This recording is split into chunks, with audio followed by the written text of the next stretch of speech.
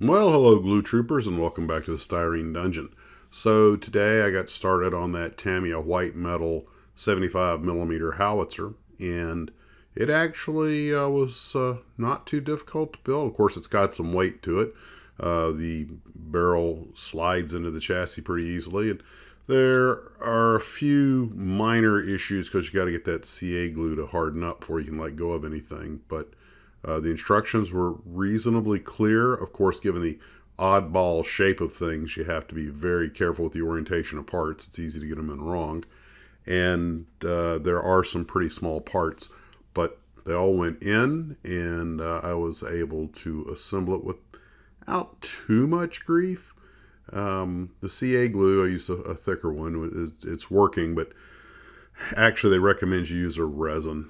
I didn't have a resin handy, so once I got the chassis assembly built and the toe legs and everything, which it's a 4-part system because they fold up.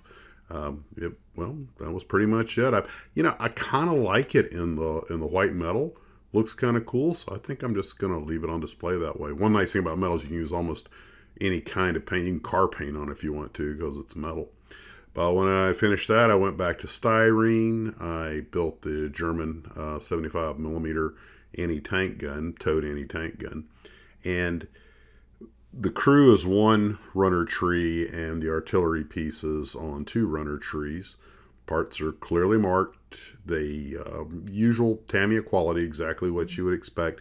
But this was tougher to build than the tanks because these artillery pieces have so many relatively small parts that have small attach points, and they have to support a fair amount of mass of plastic, and you got to get the things hardened in place and get the pieces in there. Sometimes you have to put multiple pieces on at one time, and it gets a little tricky. Again, weird orientation because of the bizarre shape of some of the pieces, but the instructions are adequate.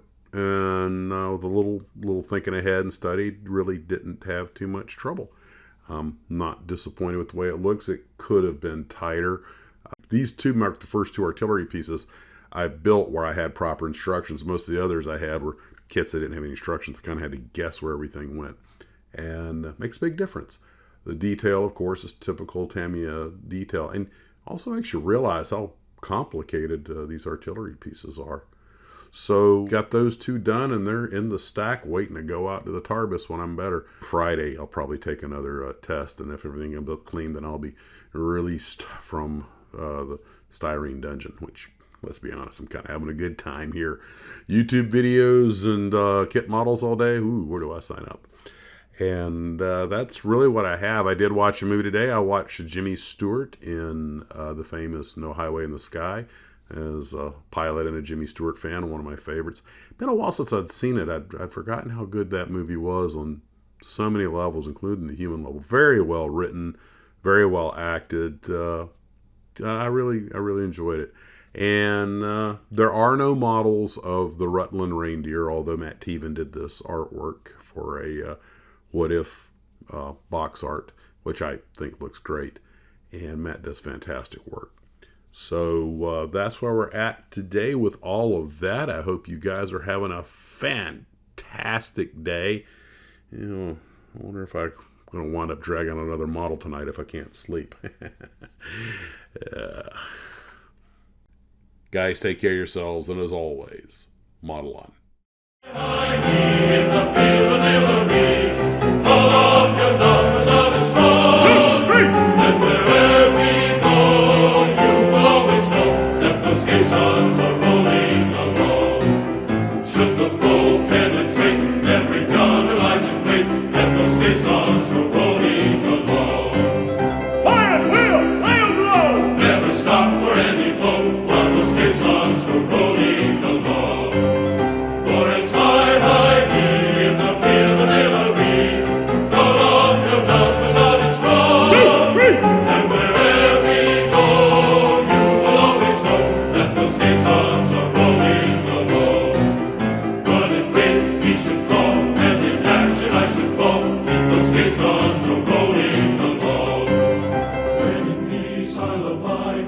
Take the final ride on a caisson that's rolling along.